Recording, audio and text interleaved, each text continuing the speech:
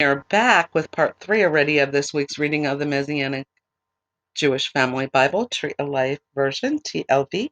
And we are doing the introduction to Jeremiah and chapters 1 through 14. So we're covering a lot of ground here. We already have done the introduction and chapters 1 through 6. So we're going to dig right in and go into chapter 7. Jeremiah was a very powerful prophet who actually, his words were very powerful too. So God used him very mightily. He put the words into his mouth um, to be very strong words to kind of shake up the people, that hopefully they would turn from their wicked ways and not go into captivity and not have this destruction come upon them.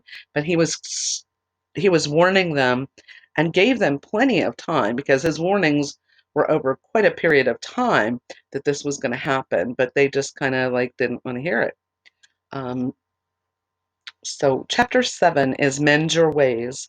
The word that came to Jeremiah from Adonai, saying, stand in the gate of Adonai's house and proclaim there this word and say, hear the word of Adonai, all you of Judah that come through these gates to worship Adonai. Thus says Adonai Sabaoth, the God of Israel, mend your ways and your deeds, and I will let you live in this place. Do not trust in deceptive words and say, the temple of Adonai, the temple of Adonai, the temple of Adonai. No, if you truly mend your ways and your deeds, if you are doing justice between a man and his neighbor, not oppressing the sojourner, orphan, and widow, nor shedding innocent blood in this place, nor going after other gods in your own ruin, then I will let you dwell in this place, in the land that I gave to your fathers forever and ever. Look, you are trusting in deceptive words that are empty. Will you steal, murder, and commit adultery and perjury and other incense to Baal, and walk after other gods whom you have not known, and then come and stand before me in this house that bears my name, saying, we are saved, so that you may keep doing all these abominations? Has this house, which bears my name, become a den of robbers in your eyes? Look, even I have seen it. It is a declaration of Adonai. How much can we compare what happened back then to today? I'd say quite a bit. Um, quite a bit. Indeed, go now to my place that was in Shiloh, where I first made my name dwell. Now see what I did to it because of the wickedness of my people Israel. While you were doing all these things, declares Adonai, I spoke to you early and often, but you did not listen, and I called you, but you did not answer. Therefore I will do to the house that bears my name, the one in which you trust, the one that I gave to you and to your fathers, as I have done to Shiloh. I will cast you out of my sight, just as I cast out all your brothers, all of the offspring of Ephraim. As for you, do not pray for this people. Do not offer any supplication or petition for them, nor entreat me, because I will not hear you.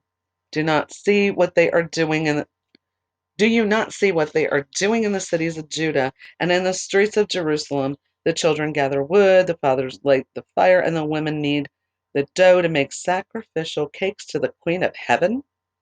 Moreover, they pour out drink offerings to other gods in order to provoke me to anger. But am I the one they are provoking? Declares Adonai. Are they not vexing themselves to their own shame? So, how much of that goes on today? I mean, we've got all that kind of practice going on as well today, and people refuse to know the one true God.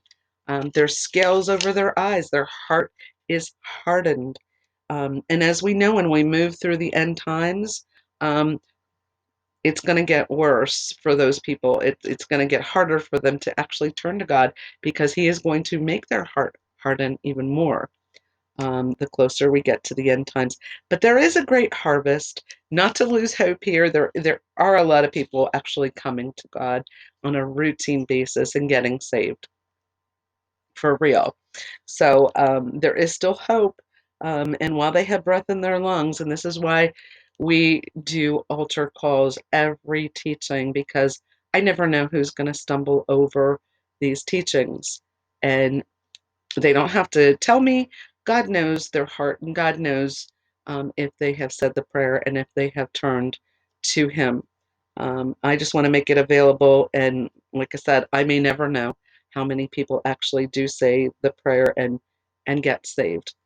But God does know that. So I just want it out there just in case somebody does stumble over it and hears and it penetrates their heart and the scales fall off and they turn to the one true God. Therefore, thus says Adonai Elohim, my anger and my wrath is about to be poured out on this place, on man and beast, and on the trees of the field, and the fruit of the land, and it will burn and not be quenched. Thus says Adonai Sabaoth, the God of Israel, add your burnt offerings to your sacrifices and eat the meat, for on the day that I brought your fathers out of the land of Egypt, I did not speak to them, nor did I command them concerning burnt offerings and sacrifices. But I explicitly commanded them, obey my voice, and I will be your God to you, and you will be my people. Walk in all the ways that I command you, that it may go well with you. But they did not listen or pay attention. Instead, they followed their own counsel in the stubbornness of their evil heart. They have gone backward and not forward from the day your fathers left the land of Egypt until today. Although I sent to you all my servants, the prophets, daily and persistently, they did not listen to me or pay attention. Rather, they stiffened their neck, doing more evil than their fathers. When you tell them all these things, they will not listen to you. When you call to them, they will not answer you. So you will say to them, this nation has not obeyed the voice of Adonai their God or received correction. Truth has perished, and it is cut off from their mouth. Cut off your hair and throw it away, and take up a lamentation on the barren hills.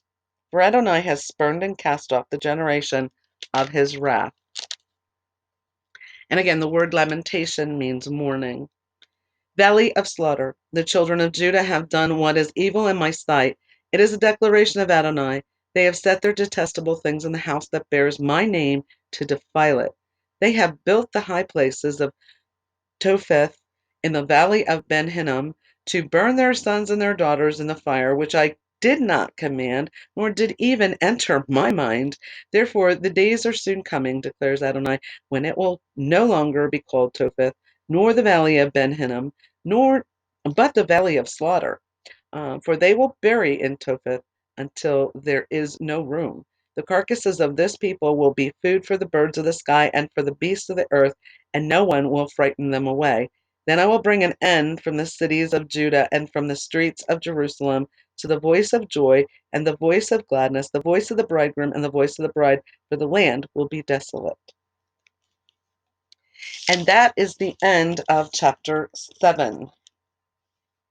So he's continuing to bring warning. The destruction has yet to come. He keeps warning the people. But the warnings are getting more intense, and he's actually telling Jeremiah at this point, as for you, do not even pray for this people. It's getting beyond the point where they're going to be turning back, and God knows that as well. So he's just saying, okay, Jeremiah, you just need to let them know this is going to happen.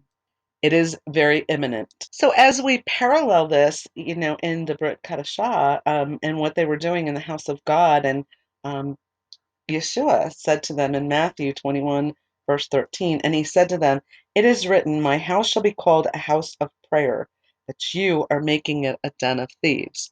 So even after all of that, in Yeshua's day, they were doing the same things in the house of God.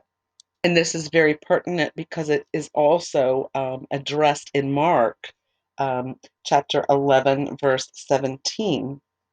And he began to teach them, saying, it is not written, my house shall be called a house of prayer. Is it not written? I'm sorry. My house shall be called a house of prayer for all the nations, but you have made it a den of thieves. And it is also included in the Gospel of Luke, chapter 19, verse 46, saying to them, it is written, my house shall be a house of prayer, but you have made it a den of thieves. So It's very important. And what they were doing in Jeremiah's time was doing the very same thing and bringing things and idols into the house of God, into the temple. Um, and that was just completely, not not good at all, and very sinful to God Himself. That they were bringing this stuff into God's house. This was God's house for them to worship God, not little gods and not idols and things that they were worshiping. That became more important to them, and they were not listening. Okay, we're going to go on to chapter 8. At that time, it is a declaration of Adonai, the bones of the kings of Judah and the bones of his princes, the bones of the Kohanim and the bones of the prophets and the bones of the inhabitants of Jerusalem will be brought out of their graves. They will spread them out to the sun, the moon, and all the hosts of heaven which they have loved and served, and after which they have walked and sought and which they have worshipped. They will not be gathered or buried, but will be like dung on the face of the ground. So death will be chosen rather than life by all the remnant that remains of this evil family that remains in all the places to which I have driven them. It is a declaration of Adonai Sebaot. The next section is called Each Turns His Own Way. Moreover, you will say to them, Thus says Adonai, do men fall and not get up again? Does one turn away and not return? Why then has this people, Jerusalem, turned away in perpetual backsliding? They cling to deceit, they refuse to return. I listened attentively, but they have not spoken what is right. No one repents of his wickedness, saying, What have I done? Each one turns in his own direction like a horse charging into battle. Even the stork in the sky knows her appointed times, and the turtle dove, swallow, and crane observe the time of their migration. But my people do not know the judgments of Adonai. How can you say we are wise?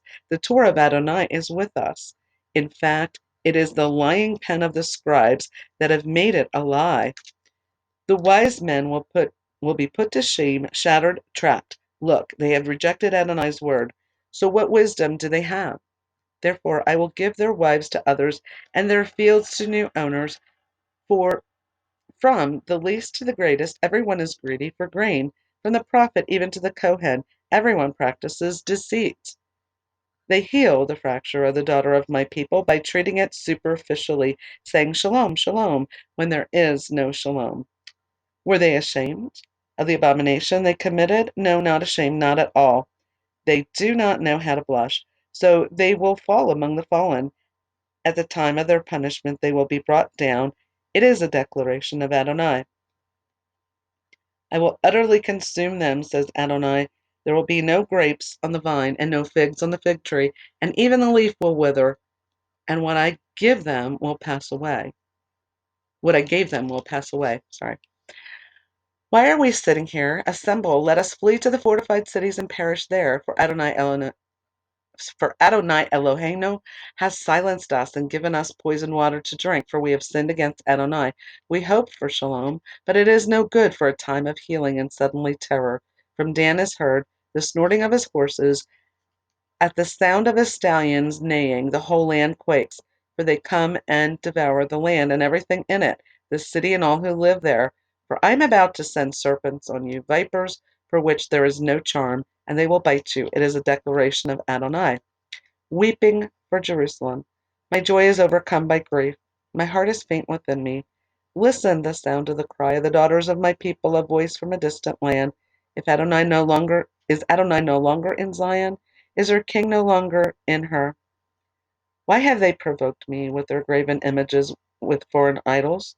Harvest is past, summer is over, yet we are not saved. Because of the brokenness of the daughter of my people, I am brokenhearted. I mourn. Desolation grips me. Is there no balm in Gilead? Is there no physician there? Then why no healing gone up for the daughter of my people? If only my head were water and my eyes a fountain of tears, then I would weep day and night for the slain of the daughter of my people. And that's the end of chapter 8. Chapter 9. If only I had a traveler's lodging place in the wilderness, Then I might leave my people and get away from them. For they are all adulterers, a bunch of traitors. They bend their tongue like a bow. Lies, not faithfulness, prevail in the land, for they go from evil to evil and do not know me, says Adonai. Beware, everyone, of your neighbor. Don't even trust a brother, for every brother grabs like Jacob, and every neighbor spreads slander. Everyone deceives his neighbor and does not speak the truth. They taught their tongue to speak lies. They wear themselves out, doing wrong. You dwell in the midst of deceit. In deceit they refuse to know me. It is a declaration of Adonai. Therefore thus says Adonai Sabaoth, I am about to refine them and test them. For what else can I do for the daughter of my people? Their tongue is a deadly arrow, speaking deceit with his mouth. Each says shalom to his neighbor, while inwardly setting a trap for him. For such things shall I not punish them? It is a declaration of Adonai. Should I not avenge myself on such a nation as this? For the mountains I lift up, weeping and wailing, a lament for the desert pastures, for they are so scorched that no one passes through. The lowing of cattle is not heard, the birds of the air have fled, and the animals are gone.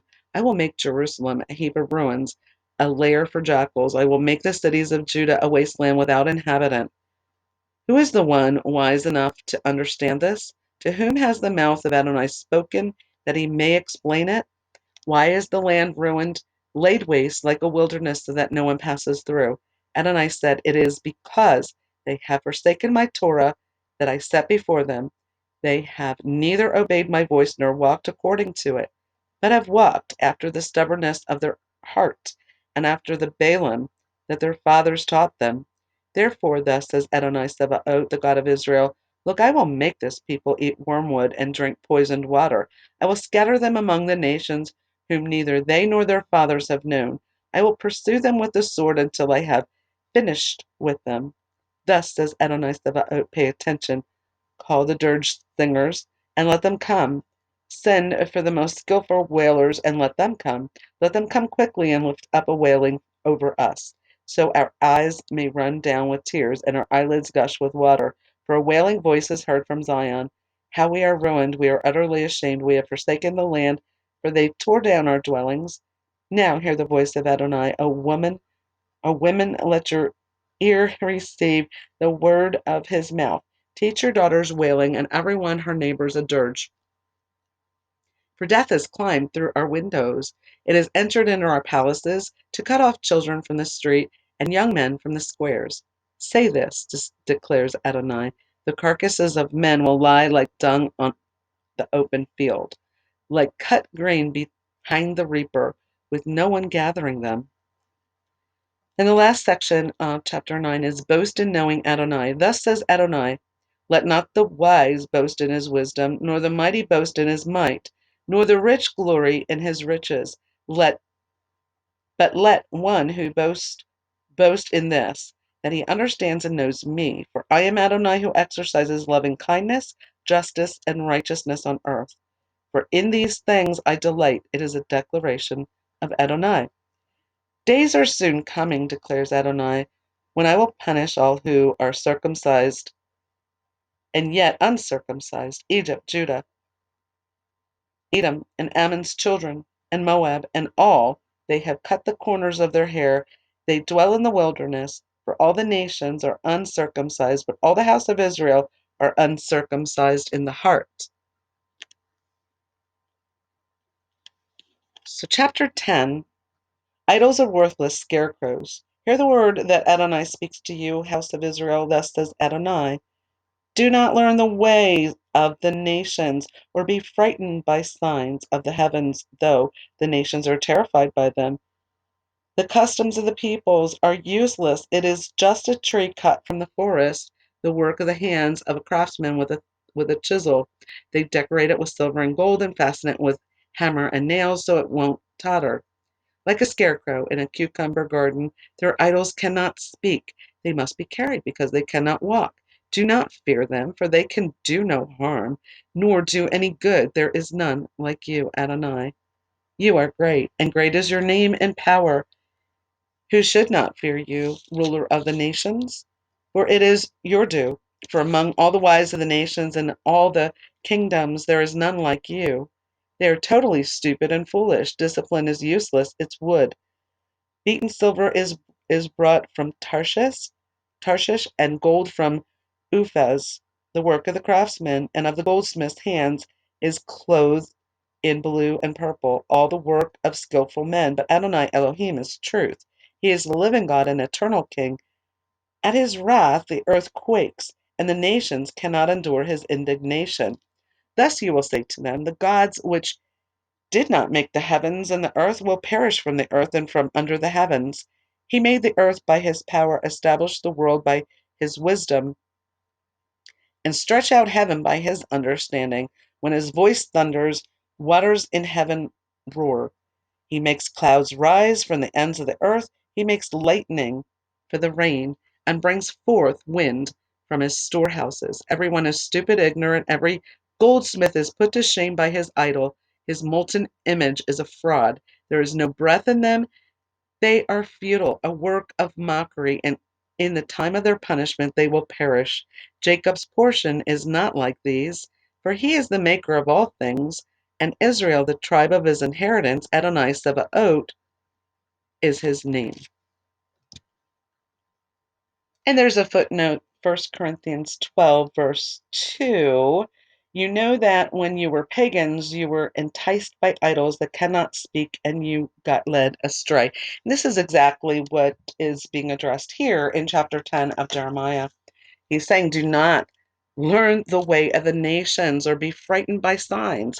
He is telling them the way of the other nations is all idolatry. It's not worshiping God, the real God. And all other idols that they're worshiping can do nothing for them. They didn't create anything, and they're going to perish. When destruction comes, these very idols are going to burn up. They're going to perish. I'm going to try to do the last section of chapter 10, Coming Pain of Exile. Pick up your bundle from the ground, you who live under siege, for thus says Adonai, I am about to hurl the inhabitants out of the land. At this time I will press hard on them, so that they will be found out. Oy to me because of my brokenness, my wound is incurable. Yet I said, this is simply a sickness, and I must bear it.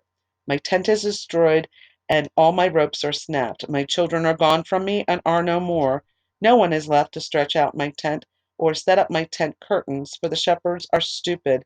They have not sought Adonai, therefore they have not acted wisely, and all their flocks are scattered. Listen, the sound of a report is coming, a great commotion out of the land of the north, to make the cities of Judah desolate, a haunt of jackals. I know, Adonai, that's a man's way. It is not his own. That a man's way is not his own, nor does man as he walks direct his steps. Chasten me, Adonai, but with justice, not in your anger.